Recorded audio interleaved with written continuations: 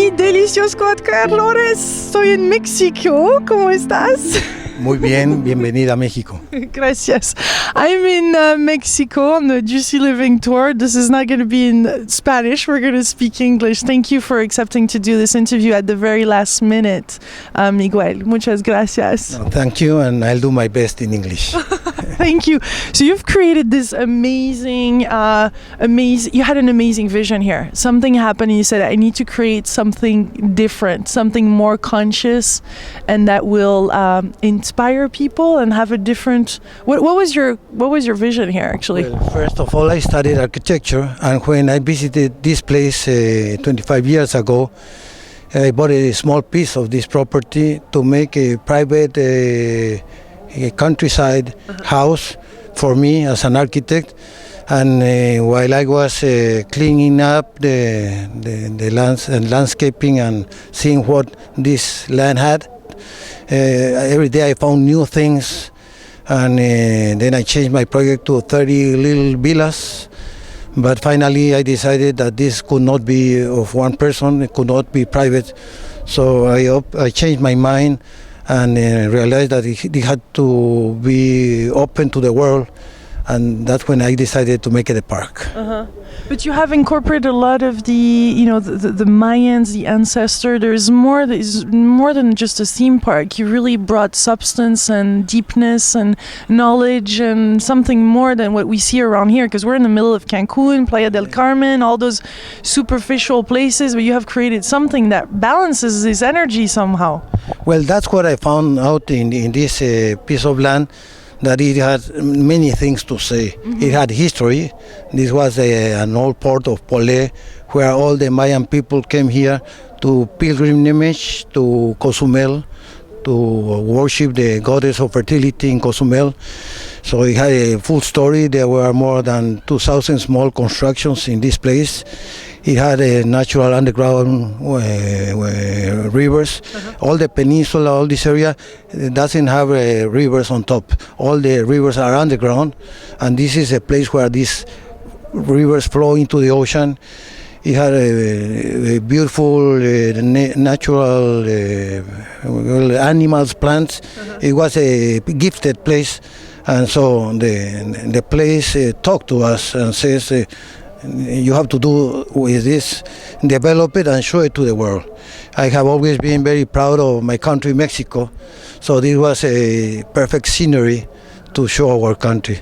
So I try here to show the history, the traditions, the roots of our country. I always say that Mexico, it's 31 countries in one country. We have 31 states. But each state has its history, its culture, its music, its food, its dances. So we are a rich country, and this was this is a beautiful place to show it to the world. Cancun and Riviera Maya have 10 million visitors a year, and so this is a perfect place to worship Mexico and to show it to the world. What do you want to show? What is it about Mexico? What is it about the culture that you see is important for tourists when they visit? What do you want to share about your country? Well, I want to show that we are millionaires in culture, millionaires in nature, millionaires in natural resources. We have it all in this country, and it's precious cultures, because as I told you, we have many different cultures in this country, and we want to show it to the world. Well, you had a big dream, obviously a big vision. So what were some of the obstacles that you have encountered along the way, and is there some recommendations for people that themselves have big dreams for the world, but they're maybe need a little bit of courage? Or no, well, what is your secret? First of all, don't let loose your dreams.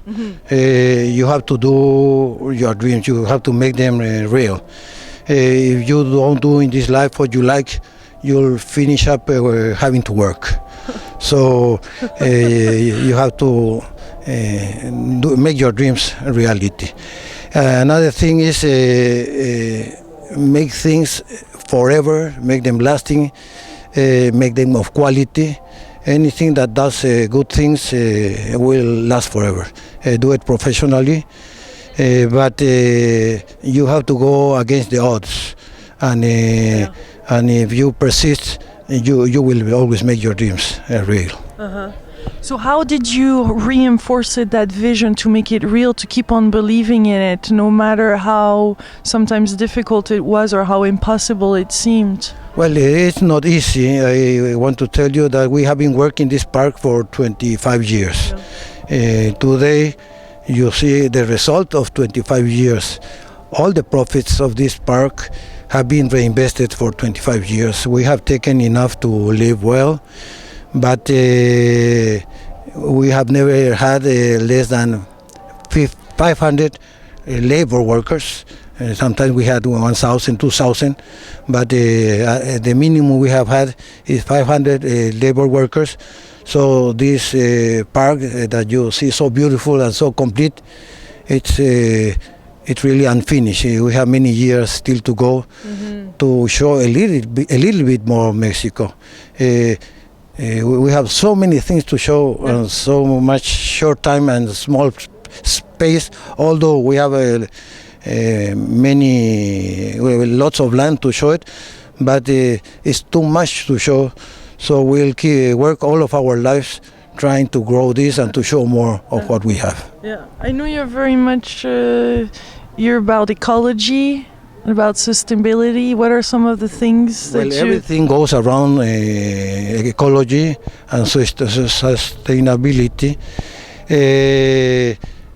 The land tells us what to do and where to do it. We, in the difference that the new home developers that first get a piece of land and cut everything down, we work the other way around. We make plans on what is on the land and work around those natural richness of this land. So we take care of ecology, and through the life of this park we have developed many programs of sustainability, of protecting nature, and we are the first parks, for example, registered and accepted in Green Globe. We have been in all the ecological plants in the world. We are the first ones to be participating and belonging to them. And how about for the animals? Because I know you have some of them here. Is that a problem to keep them captive, or? We have them captive, but very freely. We don't have fences. We make big areas with natural boundaries, so we can show all the animals of this area in a very natural way. All the plants of this area are exhibited here. It's a natural way to show things. We are dedicated to the wildlife, but the real wildlife, not the disco wildlife. So this is so wonderful conversations. I think those conversations are so important. Do you have also not shamans, but like ancestors that come here and have blessed the land, and how do you keep on talking to nature and knowing what more Mother Nature has to say? We have recovered many festivities that were already forgotten here. We are recovering the Day of the Dead that we celebrate throughout this country, and it was being vanished and disappearing. We recovered the 31st of October, 1st and 2nd of November. We celebrate that day, and we bring people from all around, from the small towns, to make their cooking, their altars, and recover this traditional custom. Here we recovered the traditional Mayan game that hadn't been played for more than 500 years. It was played again here in Xcaret, and now we play it every day for our visitors. We recovered the canoe travel to the island of Cozumel right in front here. You can see it on the horizon. in wooden canoes, like it was done also 500 years ago. And so we are recovering our traditions, and of course with the local people, with the Mayan people. The actual people that live here in our surroundings belong to the Mayan culture. Most of them speak only Mayan, so we are doing it with the real people that used to do it 500 years ago. So you're planning a big event here on the 21st of December 2012? Well, we think that we don't want to make it a big event. We want to make it every day an event. It's the beginning of a new era. Many people say that's the end of the world. That's not true. Here, all the experience we have gathered throughout our lives in these difficult moments of the world, it is an experience that will help us to start a new era with new experiences. So it's a starting of a new way of life with the past experience. And we'll celebrate it since the 21st of December of this year till the 21st of December of next year as the last year of gathering experience. And since then on, we'll celebrate another year for 365 days of the first year of the new area. What is for you that new area?